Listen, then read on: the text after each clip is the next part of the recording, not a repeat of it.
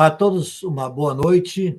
Nessa oportunidade, estamos começando aqui a nossa live a respeito do como proceder em situação de catástrofe, e mais precisamente tendo como pano de fundo o que houve há 3 anos no extremo sul da Bahia, que atingiu também Espírito Santo e Minas Gerais, e agora, nesses últimos dias, semanas, no Rio Grande do Sul, quando nós temos acompanhado as informações que vêm de lá, daquilo que tem acontecido, que está acontecendo, como está sendo feito, o que é possível fazer naquela situação toda. Então, estamos pensando em tratar aqui hoje com pessoas que estiveram e estão diretamente envolvidos, como no caso, daqui a pouco apresentando aqui o pastor Godoy, e também, se já tiver chegado o pastor Vilmar, que está lá em Porto Alegre, participando dessa live de hoje à noite aqui. Nós somos aqui da Igreja Batista Pérola dos Mares, em Salvador, situado na rua Castro Alves 228, no bairro de Paripe, e uma igreja que está aí, digamos assim, pronto para receber quem quiser nos visitar, quem quiser estar conosco nas nossas celebrações Vamos, antes de mais nada, antes de chamar o pessoal para a sala, vamos a uma palavra de oração a Deus, pedindo orientação para esse momento. Senhor nosso Deus, toma nas tuas mãos nossas vidas. E o que aqui fizermos, o que aqui for trazido, que seja de proveito para o teu povo, que possa, de alguma forma, receber orientação da tua parte, para que possa, em paz e segurança, continuar o seu caminhar, a sua vida. Que experiências vividas por alguns dos nossos queridos que estão participando aqui possam servir para a nossa orientação também, nosso caminhar. Oramos agradecidos em nome de Jesus. Amém. Então, vem para a nossa sala os nossos queridos. Como eu já disse, nós temos o pastor Celso Godoy. Celso Godoy é conhecido nosso, um grande amigo. Ele está na Igreja Batista em Medeiros Neto, no extremo sul da Bahia, e foi atingida. A igreja, a casa pastoral, há 3 anos, numa inundação do rio, que passa por ali e tal, que foi bastante calamitoso. Então, ele tem uma experiência vivida, porque ele mesmo experimentou a situação. E queremos linkar também com o que está acontecendo no Rio Grande do Sul, com o que está ocorrendo já há semanas, muitas pessoas ainda com as casas tomadas pela água e lutando. Outros já estão, digamos, na segunda etapa agora, na questão de ver o que sobrou, se é que sobrou, e na continuação da vida. Mas a pergunta é, e aí? Parece que chegou o fim, o que dá para fazer? É possível reagir? E aí eu queria justamente ouvir o pastor Celso Godoy, que teve essa experiência, viveu a experiência e pode nos compartilhar conosco a sua experiência vivida. Celso Godoy, com a palavra. Boa noite para todos, meu querido pastor Arno Rubner. Que prazer estar contigo aqui mais uma vez, numa live. Prazer estar com todos os demais participantes e com aqueles também que vão, obviamente, assistir este vídeo, né? Agora e depois, provavelmente, vai ficar aí nas memórias do YouTube, acredito, da igreja, e alguém terá acesso. Nós fomos acometidos por uma situação de calamidade muito parecida com esta que está sendo vivida no Espírito Santo, no Rio Grande do Sul, obedecendo, é claro, às devidas proporções. Eu estou aqui numa cidade no extremo sul da Bahia, uma cidade pequena, uma cidade de 18 mil habitantes na zona urbana, mais cerca de 4 mil pessoas na zona rural. E vim para esta igreja no começo do ano de 2021.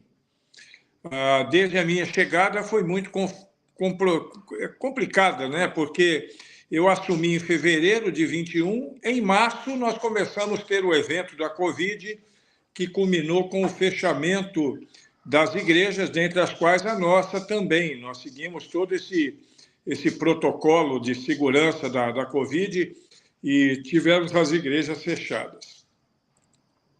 Ao final do ano, mais precisamente no dia 9 de dezembro, nós tivemos uma tragédia na cidade. Na realidade, era uma tragédia esperada. Nós fomos aqui cercados por 2 rios, né? O Rio Água Fria e o Rio Alcobaça. E tivemos a informação, e todo final de ano, só para ter uma ideia, todo final de ano tem enchente na nossa cidade. Sempre enchente de pequenas proporções, mas nunca deixa de ter. Por quê? Porque os rios que banham a nossa cidade, eles vêm de Minas, e sempre que chove nas cabeceiras, lá em Minas, essa água desce e enche o leito do nosso rio, fazendo-o transbordar, e existem muitas casas que estão, assim, mais ou menos na altura da margem do rio, do leito do rio, e por conta disso, então, todos os anos, e preterivelmente, por muitos anos seguidos, existem enchentes. Mas a perspectiva de enchente para 2021 era diferenciada. Haviam projeções da meteorologia que iria chover muito nas cabeceiras e que isso poderia trazer um evento de grandes proporções. A cidade foi avisada, mas nem todos acreditaram, porque estavam acostumados com as enchentes, mas não imaginavam que seria de tão grande proporção. A essa época eu morava, a casa pastoral, ela ficava 1,5 metro, 2 metros acima do nível do rio, e eu não me preocupei tanto, porque imaginei que mesmo que nós tivéssemos uma enchente, que na pior das hipóteses iria molhar os nossos pés. Essa era a minha perspectiva. Eu acho que muita gente na cidade pensou da mesma forma, mas o que aconteceu foi algo desastroso.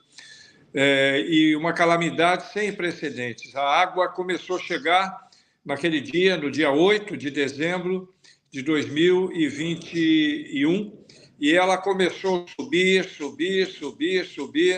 e daqui a pouquinho nós percebemos que a água iria subir muito mais do que esperávamos. Na minha casa, conversando com os vizinhos, eu não conhecia a cidade, nunca tinha passado por uma situação dessa natureza. Perguntei aos vizinhos quais as precauções que eu deveria tomar. E eles me disseram, olha, você coloca aí algumas coisas suas no alto, só por precaução, que se subir muito aqui não vai passar de 1 palmo de água. E foi o que nós fizemos. Eu, minha esposa, nós pegamos as coisas que tínhamos, consegui caixas de supermercado, aquelas caixas de feira, colocamos as coisas em cima daquelas caixas e fomos esperar a enchente.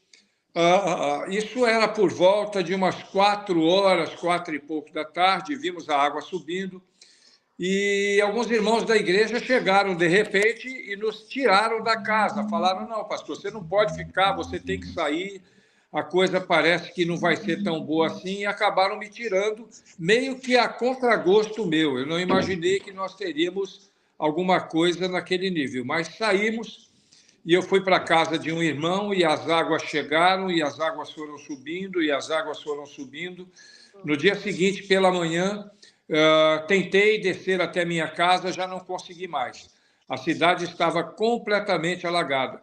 A cidade nossa aqui, ela fica num vale, e a água foi tanta que, para se ter uma ideia, na minha casa, que nós esperávamos uma água numa altura máxima de 1 palmo, chegou no forro, chegou na marca do forro da minha casa. A cidade toda foi tomada pelas águas, 70% do comércio aqui foi submerso. As casas, que são as casas mais baixas, que sempre estão expostas, todas elas ficaram completamente submersas sobre as águas, e foi um desespero total, um desespero para todo mundo. Ninguém sabia o que fazer. As lojas cheias d'água, as estradas interditadas, a ponte prejudicada, aliás, todas as pontes, e aí já não se sabia mais o que fazer, a não ser administrar a situação. E eu tinha um desafio que era dobrado. Primeiro, porque eu era vítima, eu era uma das vítimas, e eu tinha que viver aquele momento sem nenhuma experiência, vindo de cidade grande, e sem nenhuma experiência em catástrofes dessa natureza. Mas também eu precisava, como voluntário, como homem de Deus, atuar junto àqueles que estavam vivendo em situações mais difíceis. E eu confesso que, neste momento, como a minha casa já estava debaixo d'água e não tinha muito o que fazer, eu deixei de lado a minha casa e corri para poder tentar socorrer outras pessoas. E foram dias, pelo menos uma semana, muito difícil, onde nós tivemos muito trabalho administrando doações que chegavam. A nossa igreja se transformou num ponto estratégico para receber doações. Recebemos muitas doações e compartilhamos muitas doações, não somente de roupa, mas também de alimento, de água, e na medida que a água foi baixando, também de utensílios domésticos, móveis, eletrodomésticos e daí por diante. Agora, eu digo assim, com conhecimento de causa, né, obviamente, que é uma situação muito dramática. Vivi um dos piores momentos da minha vida, não somente como vítima, mas também como voluntário, no sentido de tentar ajudar as pessoas, crianças, pessoas idosas, pessoas que já não tinham nada e viram o quase nada que tinham ir embora, seguindo o fluxo do rio. O comércio, 70% do comércio perdeu tudo que tinha, a água chegou no teto da parte mais baixa da cidade e foi muito difícil, pastor. Esse é o depoimento que eu tenho deste momento tão dramático que nós vivemos aqui. Certo. Vilmar chegou a entrar, mas acho que não teve sucesso. Então, eu queria só uma pergunta ainda para o pastor Godoy. Em termos de número digamos assim, que ficaram sem casa naqueles dias, já que cidade pequena, o número não foi muito menor do que nós estamos ouvindo lá de Porto Alegre. É claro que não se compara o número, mas houve um número considerado dentro das proporções que ficaram naturalmente sem ter para onde ir, né? Exatamente. Graças a Deus, nós não tivemos nenhuma vítima fatal, né? Nesse sentido, nós conseguimos ter as vidas preservadas de todos, mas entre desabrigados e desalojados, nós tivemos um número bastante expressivo. Eu não poderia precisar agora para você, mas com certeza mais de 5 mil pessoas num mundo de 18 mil pessoas é um número considerável.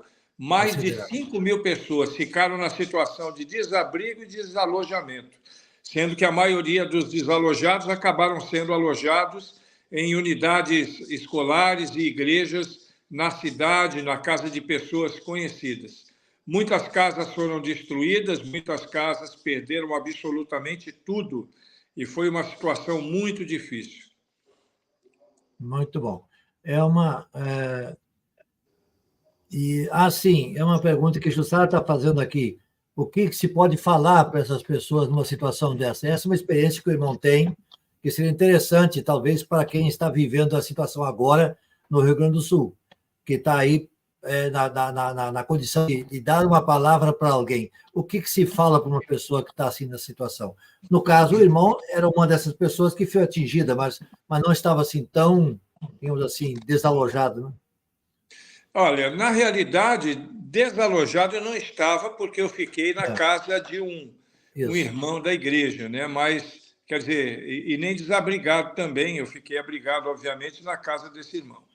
Um caso como esse, pastor, eu faço uma comparação, é tão difícil quanto um luto. Um luto você não sabe exatamente o que falar, né? Principalmente porque a dor de uma pessoa enlutada é muito grande. No nosso caso aqui, para mim foi mais fácil, porque as pessoas viam que eu estava vivendo a mesma situação que eles. Então, eu falei muito sem abrir a minha boca, pelo fato de ter sido uma das vítimas também e me envolver diretamente no socorro destas pessoas que viveram essa situação difícil. mas havia sempre uma palavra de esperança, uma palavra de que Deus não havia perdido o controle, Deus estava no controle e que tudo haveria de ser reposto na vida de todo mundo. Na minha vida, tudo foi reposto, não perdi uma agulha sequer que não tivesse sido reposta imediatamente após as enchentes. E eu, pessoalmente, ajudei a repor na vida de muitas pessoas itens que eles perderam também. Vieram... Veja isso aí. Nós tivemos apoio de muitas pessoas, de várias partes do país. Particularmente eu tive um apoio maciço e quero registrar aqui, pastor Arno. Os pastores batistas, eles foram extremamente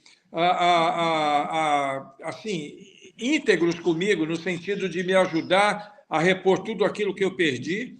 E, além disso, eu recebi muitas ofertas, inclusive do exterior, para que nós pudéssemos ajudar a repor as perdas das famílias que perderam tudo.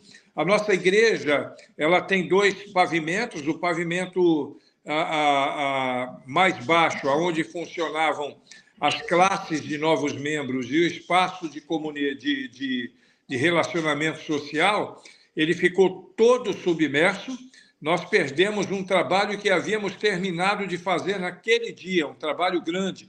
Nós iríamos inaugurar um centro de convivência no Natal, em dezembro, ou melhor, para ser mais exato, no Ano Novo, né? No culto da virada.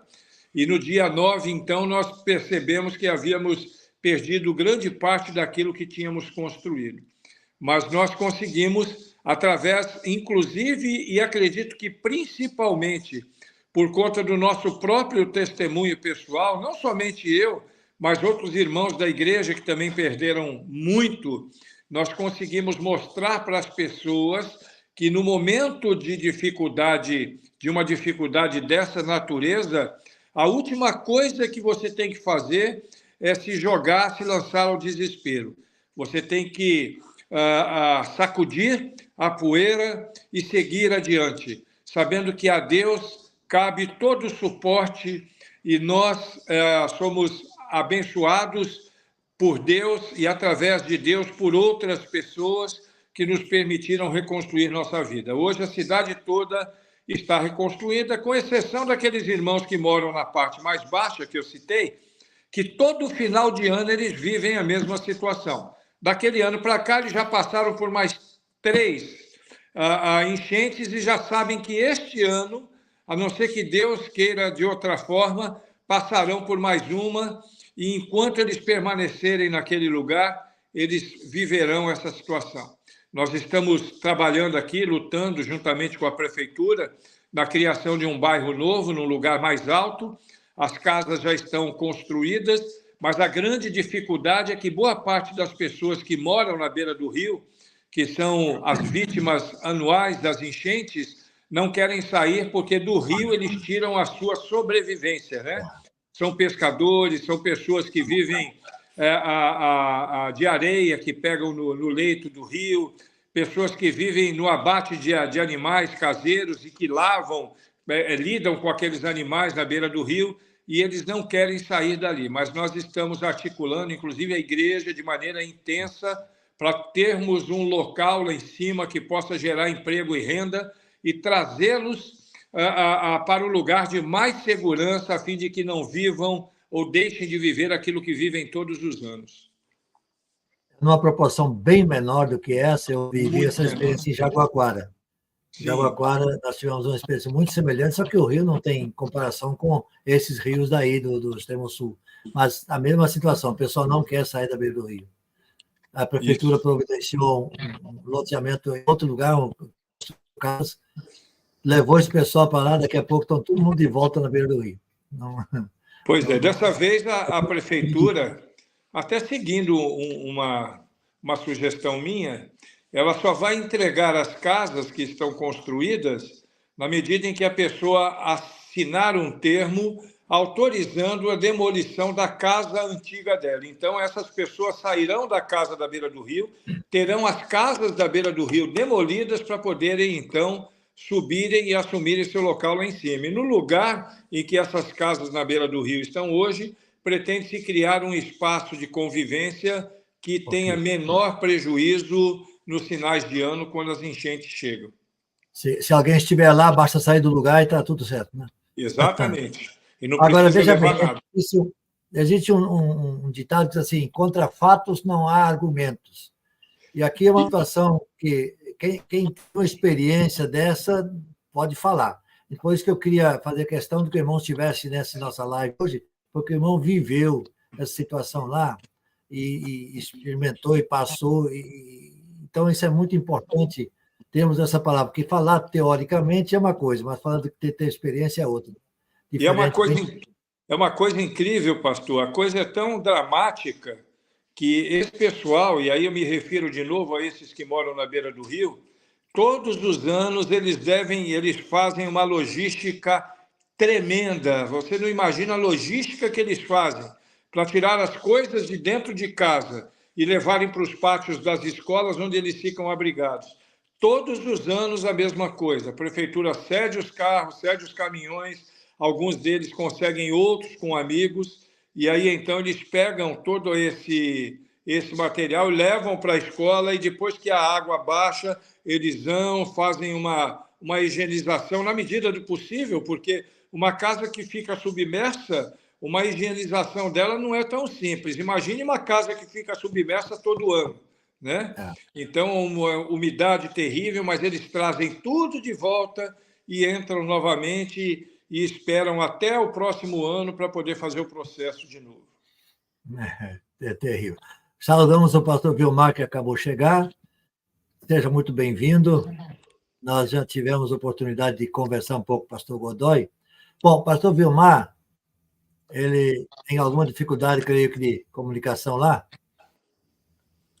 mas ele estaria, quem estaria no lugar dele é a missionária Fabíola, como eu disse no início, que teve alguma dificuldade, teve de se deslocar de Porto Alegre para a família dela, que, salvo engano, mora no Espírito Santo. Mora então, lá. Não pôde participar, né? Mas Missões Nacionais têm feito um bom trabalho, grande trabalho, incansável trabalho lá. E o Kaique tem aí, o Emerson tem um videozinho que gostaria então de ver um pouquinho do que está sendo feito, que eles forneceram aí para a gente dar uma olhada no que eles têm feito, pelo menos 1 minuto e meio, 2 minutos aí, para a gente ter uma ideia do que está sendo feito lá pela equipe de Missões Nacionais. Maravilha. É um vídeo que foi postado no dia 29 de maio. Então, sim, a água subindo de novo. Tá louco, cara. Olha aí. Na porta de casa de novo. Esse aqui é um dos bairros fortemente atingidos. Aqui nós estamos com os nossos radicais, trabalhando firmemente aí. Meus queridos irmãos, há muito desafio pela frente. Então nós queremos conclamar ao povo batista, ao povo de Deus, espalhado por todo esse Brasil e fora do Brasil. Precisamos orar e trabalhar por todo esse povo que tem sofrido. Então essa aqui é uma das ruas que foi totalmente destruída. Estamos aqui ajudando no mercado de um amigo nosso aqui que tem abençoado demais o trabalho. Nós podem ver que é perda total, né? Nós estamos aqui com os nossos radicais aqui, auxiliando. O radical acabou de chegar aí, um dos voluntários. Estamos aqui auxiliando na limpeza desse mercado. É triste demais ver isso, é a grande realidade de todo o bairro. Que Deus possa ter misericórdia de todo esse povo. As chuvas continuam muito intensas e a gente precisa continuar avançando aqui, ainda há muito trabalho. Estamos aqui como voluntários, declarando que Jesus transforma. Só Ele que pode transformar toda essa realidade. Então contamos com o apoio dos irmãos. Continue enviando a sua oferta, continue enviando mantimentos, roupa de frio, tudo aquilo que for necessário aí nas campanhas por todo o Brasil. Que Deus abençoe os amados irmãos e vamos continuar aqui firme trabalhando para abençoar o povo gaúcho. Um forte abraço e uma palavra de gratidão aqui, de ânimo. Nós vamos conseguir vencer em nome de Jesus. amém. Então, agora sim, pastor Vilmar, seja bem-vindo. Pode falar, pode nos ouvir? Liga o som aí, liga o som, liga o som. Tá sem som. Tá o microfone desligado. Acredito que o pastor Vilmar esteja justamente com esse problema em relação ao microfone, que quando ele aciona, o seu vídeo cai. Então, as duas coisas eles não tá conseguindo trabalhar e aí Está perde a conseguindo conexão. conectar, Exato. né? Tá Exatamente. bom. Mas então podemos ver um pouquinho do que está sendo feito lá pela Junta de Missões Nacionais, com voluntários, naturalmente, também ajudando os chamados radicais. O pastor Godoy tem mais experiência com essa turma aí. Como é que funciona? Os radicais são de confiança mesmo, né? Mete a mão na massa. Né? Eu tive a oportunidade de servir durante 7 anos no meu ministério na Junta de Missões Nacionais. Era gerente estratégico de missões lá no Rio de Janeiro. Conheço o projeto Radical desde o início, né? Eu tive a honra de ser um dos fundadores da Cristolândia no Brasil, e eu garanto para o irmão que os radicais são pessoas que se dedicam de fato àquilo que fazem. Mas eu quero aqui fazer um destaque, que não são somente os radicais, não. Nós temos pessoas, inclusive gerentes de missões estão lá. Eu já vi imagens de alguns servidores de missões nacionais que ocupam o cargo de gerência, trabalhando. O pessoal da Convenção Batista do Estado de São Paulo está por lá também. Tem pessoas do Brasil todo que estão envolvidas no sentido de abençoar aquelas pessoas. Na realidade, todos são radicais, né? Alguns são radicais de carteirinha, como a equipe do Jesus Transforma, e outros são radicais porque são radicais.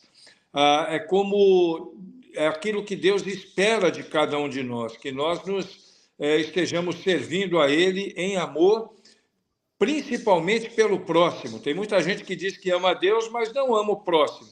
E a palavra de Deus vai dizer que se você diz que ama a Deus e não ama o irmão, tem alguma coisa errada com você, né? Usa até um termo forte, diz que é mentiroso.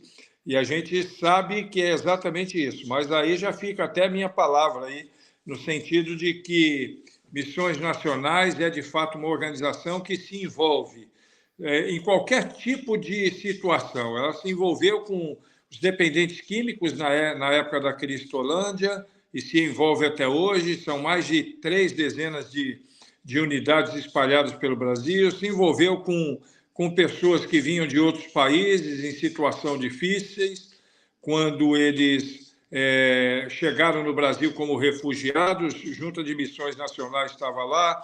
Se envolve com tribos urbanas, com tribos indígenas, com ciganos, e, obviamente, não ficaria alheia a uma situação dessa natureza. Aqui, no nosso caso, também, Junta de Missões Nacionais foi uma parceira para poder nos ajudar. Aqui não houve a participação efetiva da equipe, mas nós recebemos também recursos de missões nacionais que vieram através dos líderes denominacionais da nossa região aqui e que ajudaram muito, não somente a minha cidade, né? É bom destacar que aqui no extremo sul da Bahia não foi somente a minha cidade que passou por essa situação. A nossa cidade, na realidade, foi a primeira aqui do extremo sul da Bahia. Mas, na sequência, outras tantas cidades também foram tomadas pelas águas, e não somente aqui no extremo sul, mas no sul da Bahia também, cidades como Itabuna, cidades como Jucuruçu e outras tantas cidades que ficaram embaixo d'água, mas que foram socorridas e que todos conseguiram vencer. E é exatamente o que vai acontecer para essa turma do Rio Grande do Sul. Estão vivendo um momento difícil, numa proporção incomparavelmente maior do que aquela que nós vivemos, mas o poder de Deus é tremendo. Como foi na nossa vida, será na vida deles também, para ajudá-los a retomar a vida segundo aquilo que Deus tem para cada um deles. Muito obrigado pelas palavras. Eu estive nesse final de semana no Rio de Janeiro, que eu encontrei com o pastor Curti, cuja esposa... Você Davi era... Curti. Como é o primeiro nome dele? Davi, Davi Curti. A esposa dele é médica. Ela foi, justamente, o casal foi para lá para dar assistência também na parte da saúde, que estavam viajando, salvo segunda-feira, salvo engano, estavam indo para lá. Então, isso tem sido um trabalho bem, bem amplo, extenso, e coisa. Eu estava vendo aqui nesse vídeo, o pessoal pegando na pá, na enxada, tirando, né, o peso do ambiente e tudo mais, ou seja, não tem é, não tem meio termo para radical. Radical tem que ser radical mesmo, né? Tem que ser radical. Verdade, é o que eu disse, todo crente é radical. É. Mas, então, pode falar, Vilmar?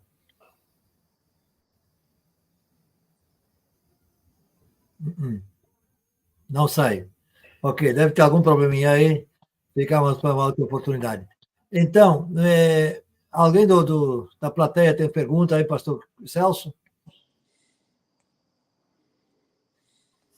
Não, aqui é somente, Jussara, que você já mencionou, né, que se bem que ela faz outra pergunta aqui, quando perguntam onde está Deus nessa hora, o que dizer?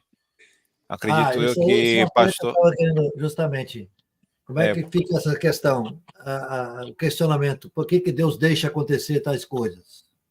Onde está Deus nessa hora? Deus está cuidando de cada um de nós. Essa é a resposta. Deus está presente, cuidando de cada um de nós. Com relação ao porquê Deus deixa acontecer, é o fluxo da natureza. O fluxo da natureza ele não pode ser impedido, né?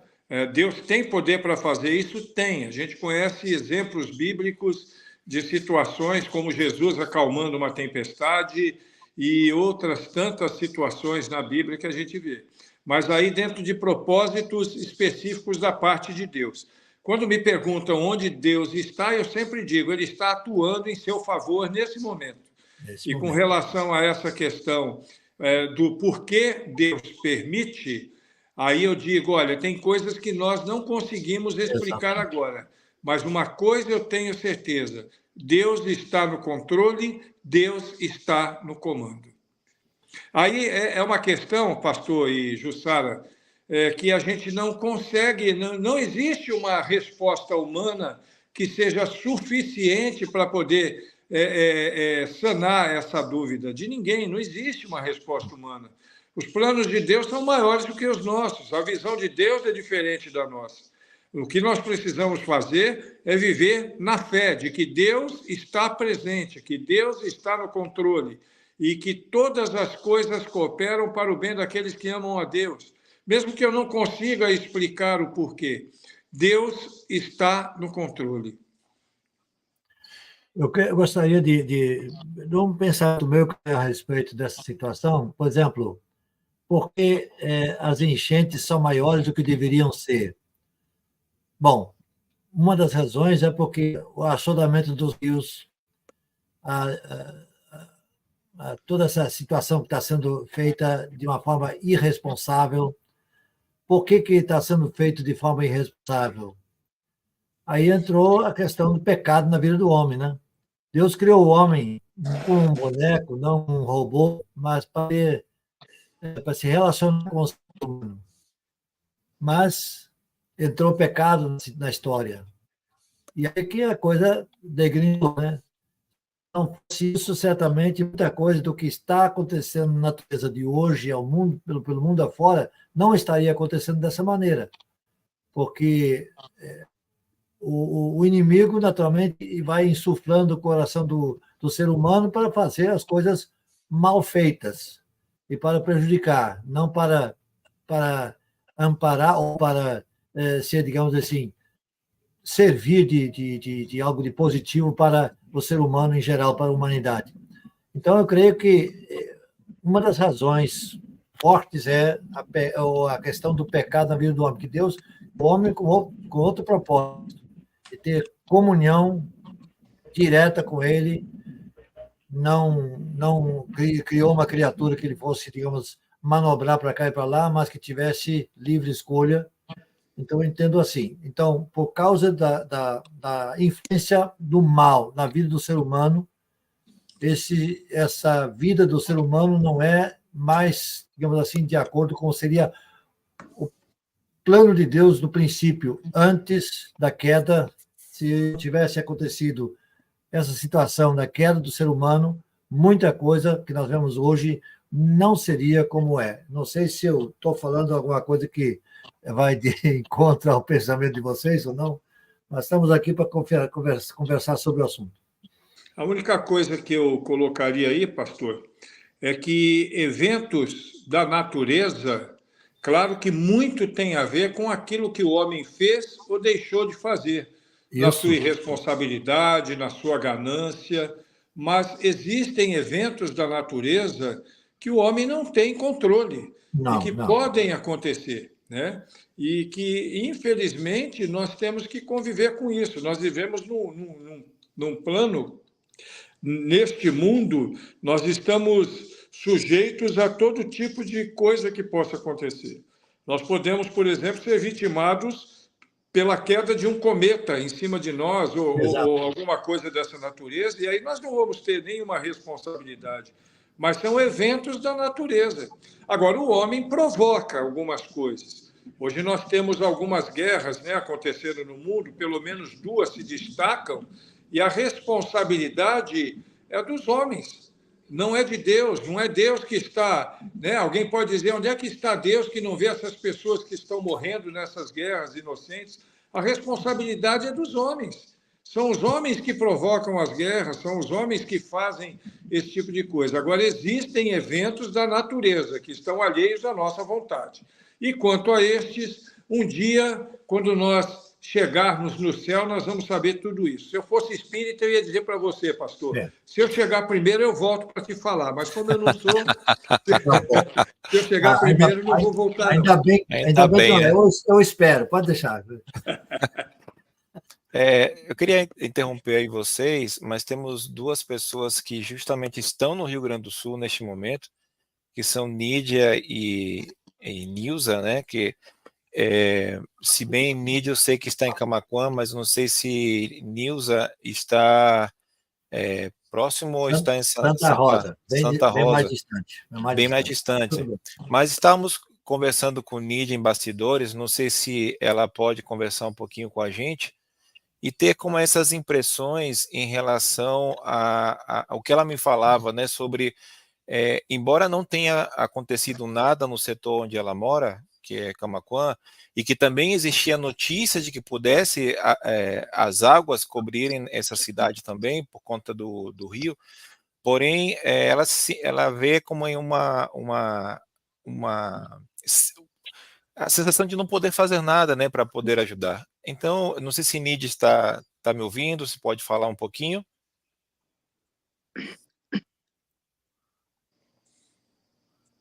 Oi. Oi. Estão me ouvindo? Sim, estou me ouvindo sim. Para a senhora dar-nos um parecer de como está a situação no Rio Grande do Sul hoje. Assim, a gente sofreu assim com muita angústia, assim, a gente vendo as coisas acontecer dia após dia, as coisas, vendo noticiários e sabendo que realmente estava inundando cada vez mais, a água subindo, hoje está tantos metros, amanhã vai estar tantos metros.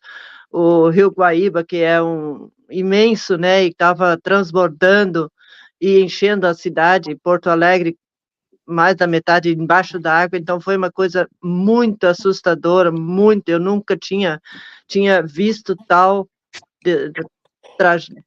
uma coisa assim tão trágica, assim, nossa, foi assim demais, mesmo a gente não estando junto ali, mas a gente teve um grupo aqui de Camaquã, da igreja, que se deslocou até a cidade mais próxima, Guaíba, ali, né, em redor, né, onde tinha muitas pessoas desabrigadas, né, então a gente pôde ir, inclusive, eu tive a oportunidade de ir junto e ver um pouquinho, assim, daquela grande catástrofe, né, de levar mantimentos e ajudar a fazer cestas básicas. Ficamos um dia trabalhando numa igreja, lá na Igreja Batista, em Guaíba, que é uma cidade antes de chegar em Porto Alegre, né, e a gente sentiu um pouquinho, alguns irmãos, nós fomos daqui, de Camaquã, acho que eram umas 25, mais jovens, assim, todo mundo junto. Oi? Fala. E a gente foi até lá e levou mantimentos e ficamos o dia ajudando lá. Então, alguns jovens colocaram botas até o joelho e foram lá limpar as casas dos irmãos da igreja, né, que tinham a água a água tinha atingido até o telhado, né? Então, se depararam com muita coisa podre dentro de casa, as coisas que estavam na geladeira começou a feder, criar bicho. Então, foi uma coisa, assim, bem assustador, né? Bem assustador mesmo. E eu me lembro de um caso de uma família que estava na casa ali, assim, né, limpando, tentando tirar, assim, a sujeira. Aí algumas pessoas estavam lá ajudando, tirando as coisas e alcançando cestas básicas, né, coisa. Aí o marido falou assim: "E onde está Deus essa hora? Onde está Deus?" E a mulher falou para ele assim: "Deus está nos mantimentos que nós estamos recebendo. Deus está nas pessoas que estão aqui para nos ajudar." Então foi, assim, bem interessante, assim, tem pessoas que têm consciência disso, né, mas muitos também reclamam e questionam, mas a gente vê muitas pessoas que, apesar de passar por tudo isso, estão lá levantando a cabeça e vão em frente, vamos construir de novo, vamos conseguir de novo, né, e não perdem a fé. Então a gente tem muita coisa a aprender com isso. Mas é muito triste. Eu, na minha vida, eu nunca tinha visto algo semelhante, assim, de ter tantas e tantas pessoas, e sabe que a gente, muitas e muitas, não sabe nem sabem ainda quantas pessoas perderam a vida, né, assim, por não conseguirem se salvar, né, foram embora com a água. Isso é muito triste. Mas Deus sabe todas as coisas e a gente confia que Ele tem um plano com tudo isso aí. Os planos dele são maiores que os nossos, né? Então a gente tem que se agarrar nisso aí e seguir em frente. Amém. Valeu, Amém. muito boa a sua palavra, viu?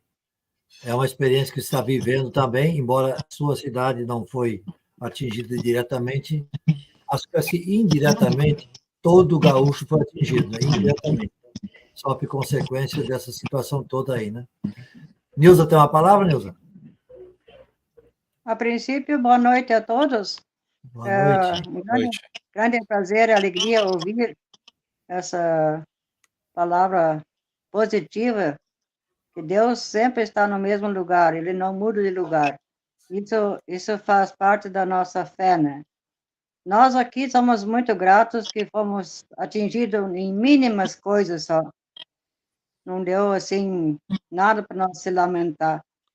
E eu, por exemplo, também estou muito distante, estou a mais de 600 quilômetros distante, então a gente só vê, sabe o que passa na TV, mas a coisa não é brincadeira, não.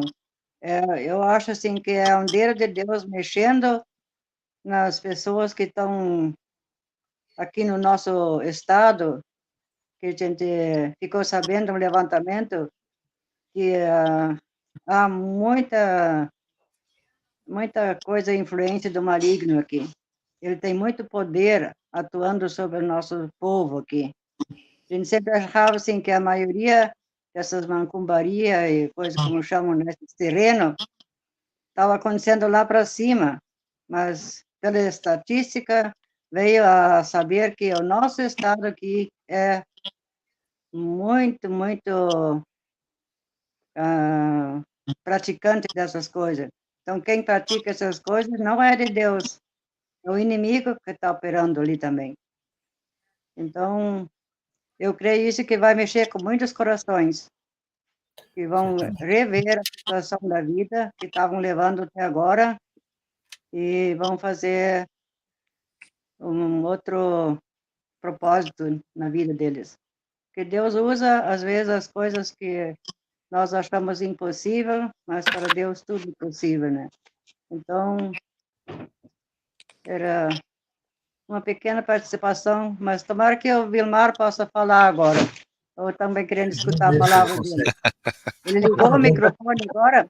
Um abraço para todos vocês lá, tá? Deus abençoe. Abraço. Abraço. Sim, antes, Vilmar, eu constatei aqui que quase virou uma reunião de família, né? Aqui, ó. Meu pastor Godoy, essas duas que falaram são minhas irmãs. E o pastor Vilmar é meu irmão. Não estava previsto isso, mas... É o clone do pastor Arno. É uma reunião de família, então, né? Considerando que os demais são suas ovelhas. Ele sempre se consegue esconder um pouquinho, ele aparece e se esconde. Uma coisa, Ele pastor está com Godoy. algum problema lá de ligando o microfone, desliga o... Bom, uma situação que surgiu aqui dentro dos comentários das irmãs é antes, durante o evento e pós-evento. Como o senhor viveu essa situação aqui no sul da Bahia, é interessante que aqui a irmã Nídia, ela comentou de que agora que baixaram as águas, começaram a encontrar-se muita podridão e muitas coisas que ficaram expostas, né, fruto dessa descida da água. Na situação, né, o que se deve fazer, né? Qual foi o período que teve até que se regularizasse ou se restaurasse tudo e que poderíamos dizer, entre aspas, voltasse ao normal? Em sua experiência, essa subida de água que foi quanto? 2 metros? Que subiu naquele então, de acordo com a sua... Na nossa experiência aqui? Isso? Não, subiu 9 metros. Pronto, foi quase similar ao que aconteceu no Rio Grande do Sul. Mas aí, na descida das águas, durou quanto tempo essa descida até que voltasse a restabelecer tudo? Aqui demorou cerca de 1 semana para que a gente pudesse ver o chão em alguns lugares, né? E demorou mais ou menos 1 mês para que a cidade começasse a tentar a estar de novo na normalidade, mais ou menos uns 30 dias. Foi muito trabalho mesmo, para limpeza. Isso que a irmã falou aqui acontecia também, um mau cheiro horrível, perdeu os montes e montes de lixos, de entulho, para serem retirados, deu muito trabalho, né? E demorou 1 semana só para baixar a água, e 1 mês, mais ou menos, para que pudesse ser feita uma limpeza significativa. Até porque aqui, por ser uma cidade pequena, por mais que a prefeitura tenha sido bastante operacional, ela não tinha uma estrutura tão boa para poder dar conta de tudo que aconteceu, né?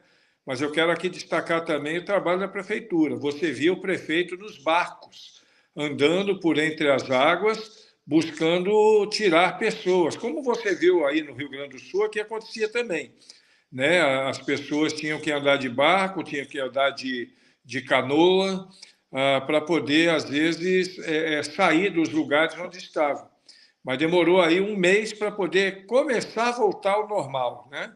E aí demorou mais uns 4, 5 meses para o pessoal pintar, arrumar suas casas, repor o que perdeu, e assim, é muito difícil, é um trabalho muito difícil. Chega a ser artesanal.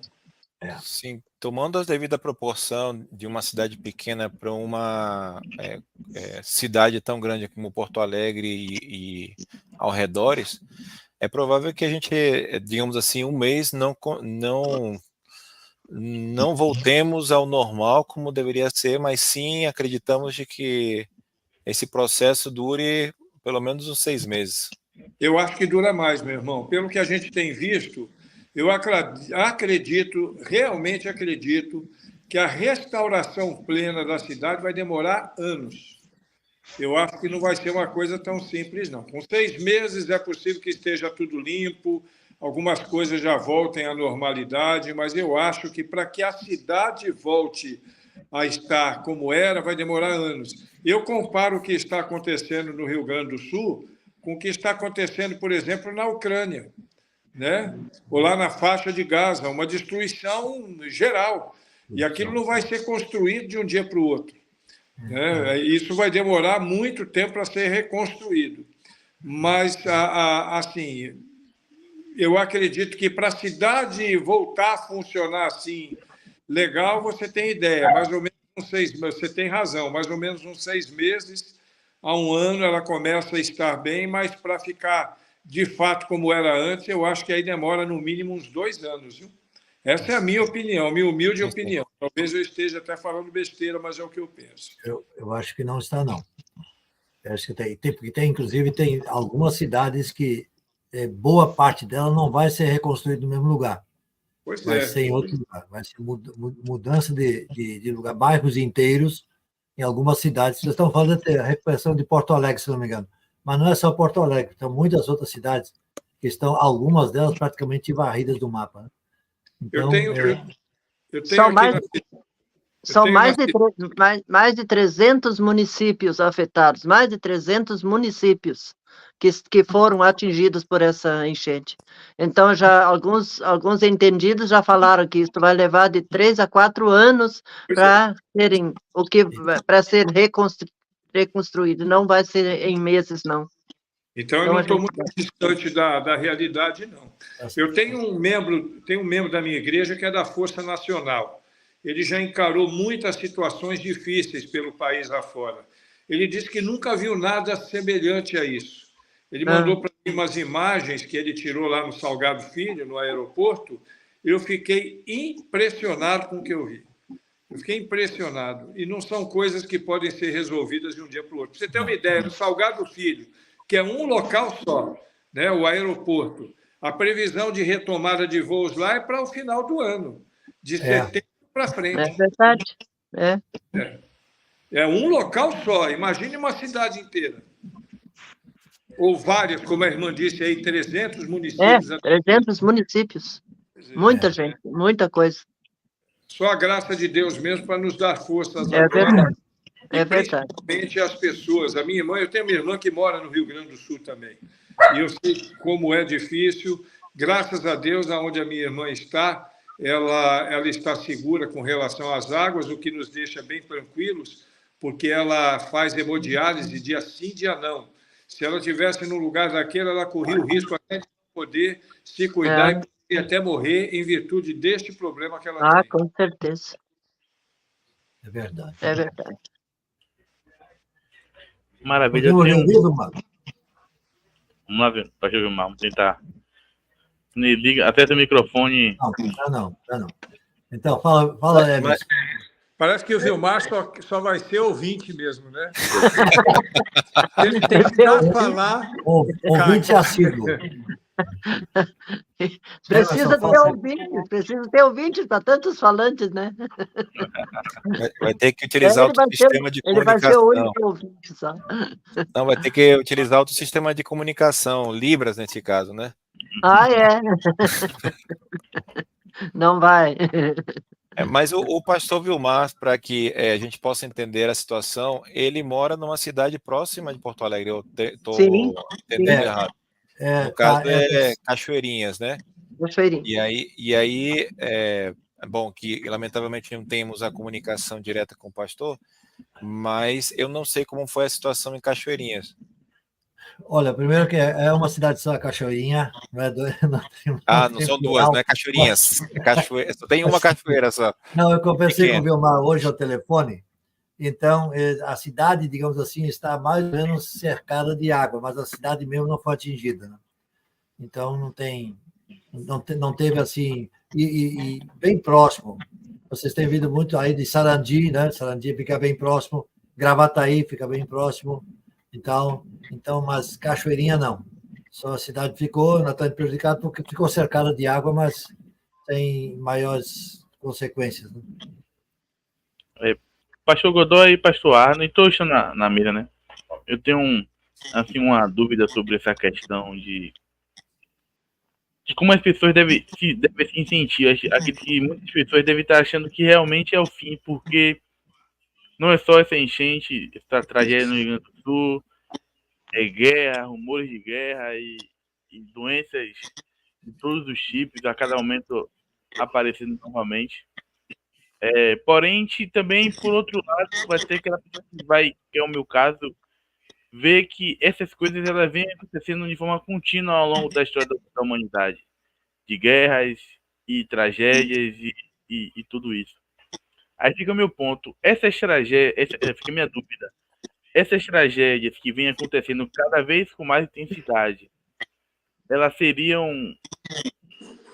realmente eventos para que nós, cristãos, não venhamos a esquecer que o fim está próximo e que a gente precisa cada vez mais estar se envolvendo na palavra e pregando e divulgando o evangelho. Eu acho que é isso que está acontecendo, ou realmente está chegando ou realmente não tem nada a ver.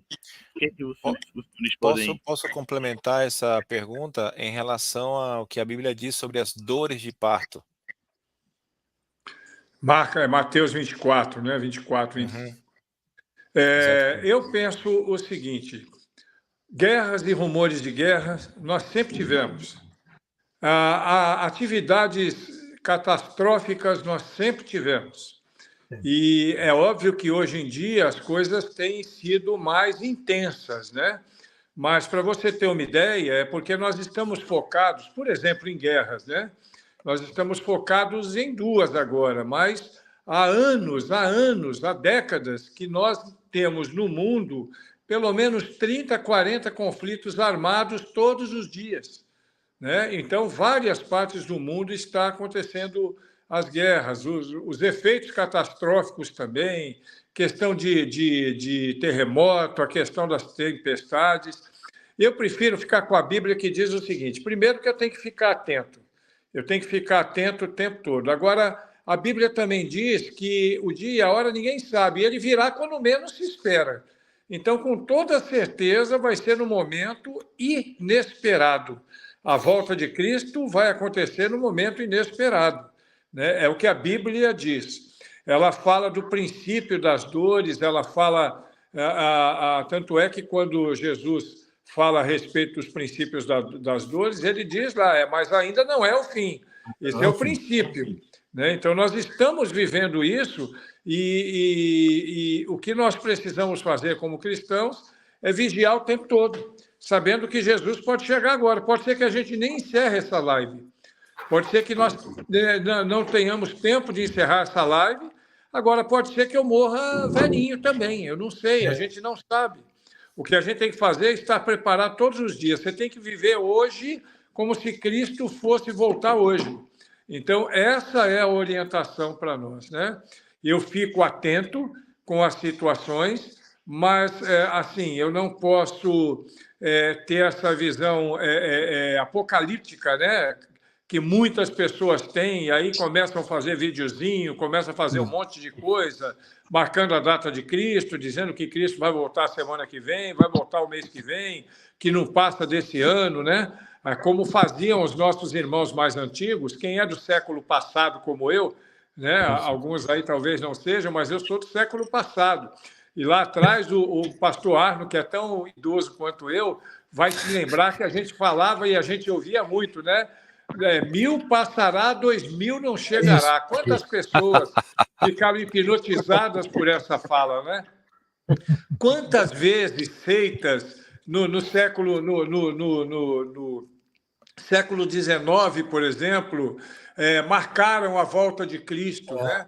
Algumas seitas marcaram a volta de Cristo incessantemente. Então, não é assim, não. Ele vai vir no momento que ninguém espera.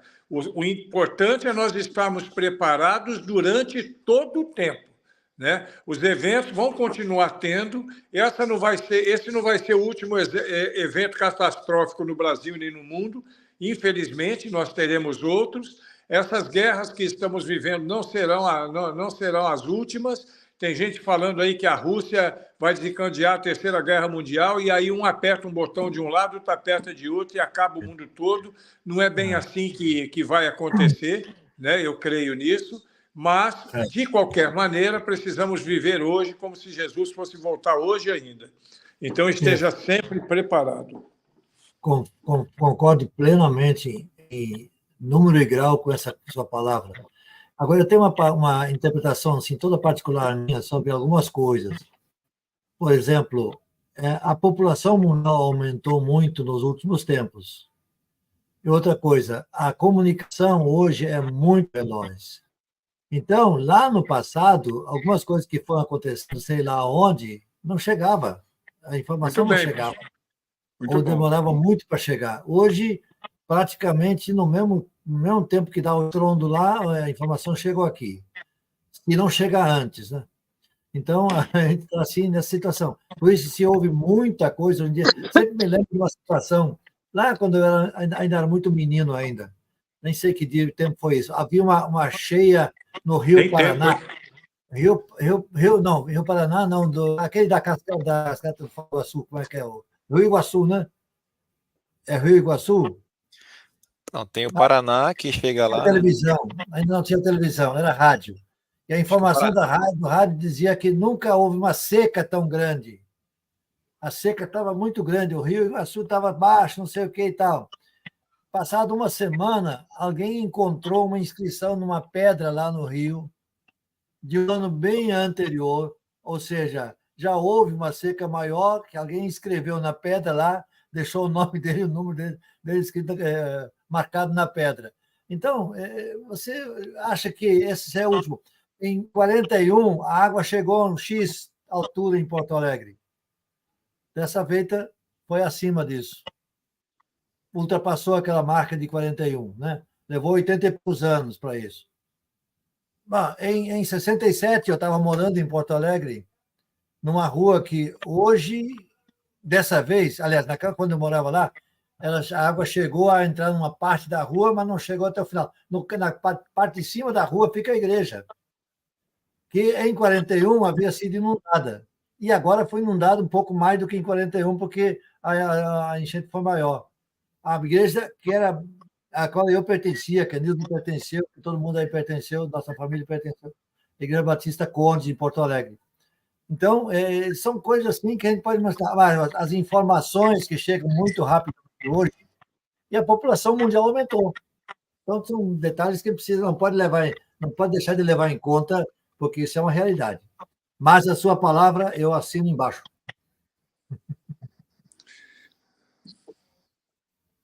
Perfeito. Tem algum cardzinho aí, Kaique, que quer mostrar para a gente? Como é que é o...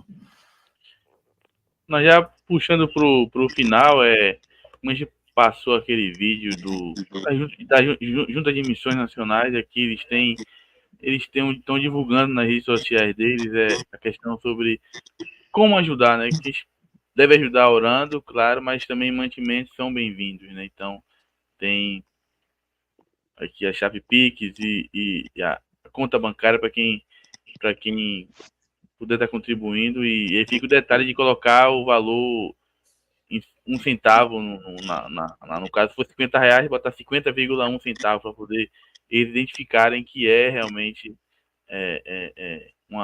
um direcionamento para o Rio Grande do Sul. Então, esse era o...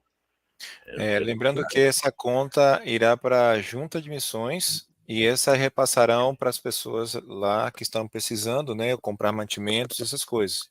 Tá? Para deixar isso bem claro, que essa vai administrada pela Junta de Missões da nossa convenção. Existem outros caminhos também. A nossa igreja aqui levantou um recurso e mandou diretamente para a Convenção Gaúcha. É um outro caminho. Meu amigo Ergon, você conhece Ergon, não conhece? Conheço. Pois é, mandei direto para lá, para que ele pudesse administrar por lá também. Existem vários caminhos, né? Eu acho que Missões Nacionais é uma delas, Missões Mundiais está fazendo, muitas convenções estaduais. O importante é não deixar de colaborar. Não deixar de fazer. Nesse caminho também a Convenção Pioneira também está lá ajudando. Isso. O pastor Louveira, né? Marco Adriano Louveira, é um caminho também e tal. Agora, nós estamos aqui nos mobilizando, aqui em casa, né? Mobilizando o seguinte: nós temos quase 40 anos morando na Bahia. Ainda temos algumas roupas de frio do tempo que morávamos no Rio Grande do Sul. Para quê? Então a gente vai ver o que dá para usar ainda e vai juntar aí e caminhar para o estado. Agora, eu tenho um pensamento quanto a isso, pastor. Eu vou passar o meu pensamento, meu sentimento. Muito importante roupa de frio, é muito importante alimento, é muito importante água. Mas para quem está mais próximo, eu acho que nós que estamos mais distantes, nós seríamos muito mais... a nossa ajuda seria muito mais excelente se ela fosse em dinheiro, em espécie. Por quê? Porque aí as próprias pessoas que vão administrar vão comprar o que precisa. Às vezes você levanta a roupa e tem toda uma logística para poder mandar, dizem até que o Correio está fazendo isso gratuitamente, né? Mas aí o que acontece? Nós vivemos isso aqui. muita roupa acumulada, muita comida acumulada. Com relação à roupa, tinha muita gente que usava a roupa num dia e jogava fora no outro, porque não tinha nem como lavar a roupa, né? Foi importante, mas com o dinheiro se compra remédio, se compra produtos perecíveis, por exemplo, a gente manda a cesta básica, mas não manda carne, não manda o frango. Então, é muito importante que se envie recursos financeiros, porque quem está administrando é que sabe o que precisa, né? E eu vivi isso aqui, né? A questão, por exemplo, de cesta básica, nós tivemos um evento muito triste aqui.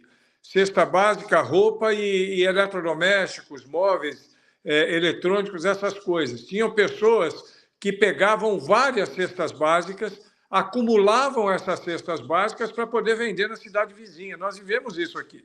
É óbvio que lá no Rio Grande do Sul ninguém vai fazer uma loucura dessa, né? Mas quando você manda o dinheiro e bate na mão de quem está administrando lá, ele vai saber de que forma melhor ele vai fazer a aplicação daquele dinheiro. E as perdas serão menores. Essa é a minha opinião, né? Foi isso que eu orientei o pessoal aqui da nossa cidade. Então, todo o recurso que nós mandamos pela igreja foi em dinheiro. Valeu, boa palavra sua. A minha outra preocupação, enquanto você estava falando, me lembrou o seguinte, que talvez em algumas cidades não haja o que comprar. Sim. Né? Mas aí, pastor, as cidades que estão mais próximas vão suprir essa necessidade. Certo. Entendeu? Porque tem a questão da logística. O que eu estou dizendo é isso, a dificuldade é a logística. Entre você mandar, por exemplo, R$500 para uma cidade e mandar 10 cestas básicas, é melhor você mandar os R$500. A logística vai ser muito mais fácil na administração desse recurso. Certo. E com esse recurso vai poder comprar, se necessário, as cestas básicas, comprar por lá mesmo, na região vizinha. É uma boa estratégia. Bom, mais alguma palavra? Senão vamos chegar ao encerramento da nossa live. Começando já a agradecer a participação de todos.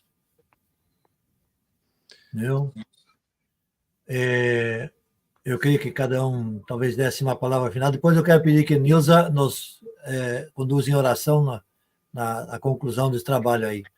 Mas, já que o Vilmar está mudo, então não pode falar. Mas que os demais... Ele faz a oração silenciosa no final. Faz a oração silenciosa. Tá? E cada um dá a sua palavra no encerramento aí. Suas últimas considerações aí.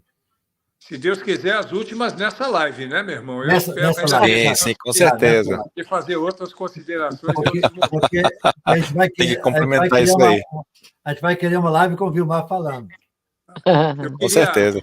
Eu queria, então, começar aqui, já que eu sou o intruso aí no grupo, né? Já que são a família e ovelhas, né? Eu quero agradecer aí a oportunidade que nos foi dada. Eu espero que eu tenha sido útil naquilo que esta igreja se propôs a fazer, né? Eu sou suspeito de falar, mas sou apaixonado por esta igreja, tive a oportunidade de estar aí uma vez, quer dizer, me chamou uma vez, depois não chamou mais, né? Também querer 2 vezes seria muita presunção da minha parte, né? Mas eu tenho um carinho muito grande. Ele aguarda, viu? Eu tenho um carinho muito grande aí pelo pastor Arno, né? A quem conheço há muitos anos, foi um grande... Desde o século passado. Hein? Desde o século passado. Ele foi um grande obreiro ali no colégio, né? Como também na convenção, e a gente fica feliz de poder colaborar. Então, sempre que precisarem de nós, estaremos aqui. A vocês que são aí do Rio Grande do Sul, que a bênção de Deus, a graça de Deus esteja sobre a vida de vocês. Descansem no Senhor, é o que eu disse, e digam isso para todas as pessoas. Deus está no controle, Deus está no comando. Ele não perdeu o controle de nada e, a seu tempo, todas as coisas serão restauradas. Nós aqui tivemos tudo restaurado, porque Deus é fiel. E aos amigos aí da sonoplastia, aí, da assistência aí também, um forte abraço para vocês. Jussara, Deus abençoe, Jussara, minha psicóloga predileta, né? Deus abençoe, muita paz na sua vida também. e muita graça. E recebam também o carinho da Rai, minha esposa, viu? Que está por aqui nos bastidores, me ouvindo, com certeza recebam o carinho dela também. Muito obrigado por tudo. Amém. Obrigado mais uma vez a todos também. Obrigado pela participação de cada um aqui, daqueles que estão em casa também. Obrigado, pastor Godoy, por mais uma vez participar aqui conosco.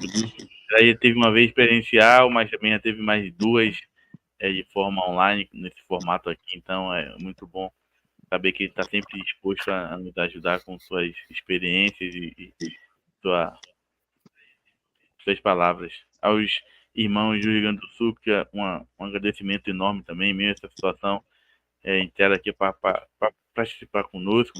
Ao pastor Vilmar, um grande agradecimento, que ele entrou e saiu várias vezes, tentou fazer várias vezes para poder tentar participar conosco, mas não conseguiu, mas uma próxima a gente vai conseguir. Isso é intriga do irmão mais velho.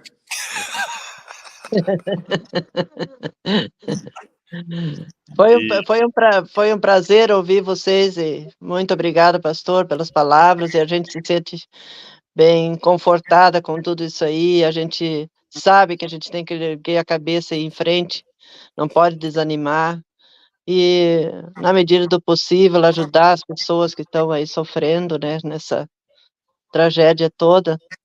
E muito obrigado. E eu, sem querer, eu estava participando disso aí, mas Deus não faz nada por engano, mas foi muito, muito agradável ouvir as palavras do pastor aqui, muito gratificante. Que Deus abençoe cada um, a vida de cada um de vocês, e continuem, vamos ter outras oportunidades de poder falar, o Vilmar também poder falar, que sentir no coração. Dessa vez ele teve que só ouvir. Um abraço a todos, uma boa noite. Deus abençoe. Boa noite.